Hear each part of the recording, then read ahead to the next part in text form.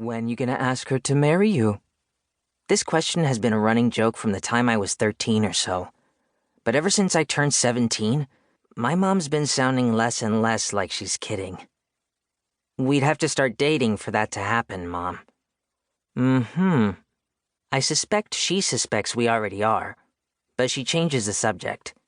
How was the last day of school? That's tomorrow. Oh. She rubs her face and sniffs. How was your second to last day of school? Okay. Not too different from all the others. Only 1 year left. Yep. Well, don't stay up too late, kid. She tousles my hair and goes to leave, but then stops. Chips. I grab the bag of Fritos from the couch, roll it up, and put it on the coffee table. She nods and is on her way to her bedroom again. When she's gone, I retrieve my phone, and Saleem's message is waiting. Is that a term for prejudice against dead people? I reply with one made-up word. Jess. I will have you know that I have a number of close dead relatives, so it is impossible for me to be deadest. Oof. How am I supposed to respond to that? He's joking, but he's also not. As I often do when I don't know how to reply to someone, I shift my focus to something else in the hopes that a perfect response will pop into my head while I'm distracted. In this case, I actually start a game of words with Fabiola. She completes her turn almost immediately. After she wins, we start another game. I'm in the middle of putting down the word gay, for entertainment value, not point value, when my dad gets home.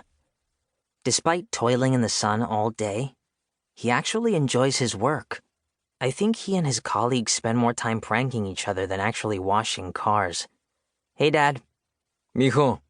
He puts his keys on the counter, walks over to me, kisses my forehead, and then heads to the bedroom.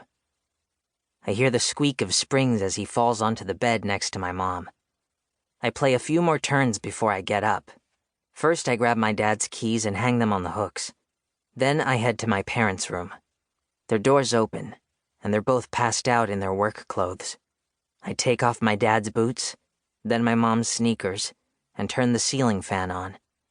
As I leave their room, I glance at the Bible on my mom's nightstand, and can't help but sigh.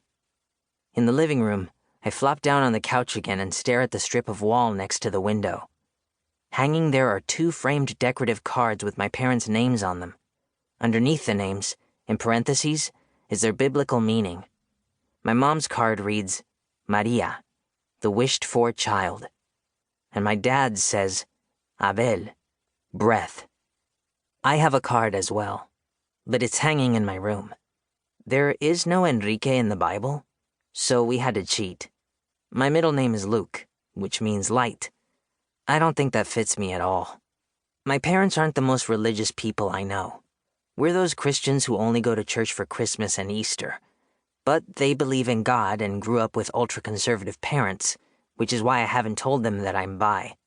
Part of me is certain they'll still love me if I come out to them, but another part of me keeps saying, you never know. It's the same with Jesus. Most of the time, I know he loves me. I mean, that's what he's all about, but sometimes when I hear someone, my pastor, my grandparents, a random person on the internet, say that God hates queers, I have to squash the tiniest inkling of doubt that worms its way into my chest. My eyes travel to the coffee table, where my phone is flashing. I pick it up and see another message from Saleem. Hey, are you still there? Yeah, SARS. No need for barely intelligible apologies. I smirk. How tings with Aya? Saleem's sister Aya is just about the coolest person I know. I've only met her once, but I was stunned by her beauty and the confidence with which she carried herself. For some reason, though, whenever she comes home from film school in New York, Saleem gets a little weird about it. They're going well. Ah, a contraction. That means he's lying. But I'll let it go for now. Good. Yes, good. Anyway, I wanted to ask if you happen to be free later tonight. I sit up, my heart pounding because I know where this is going.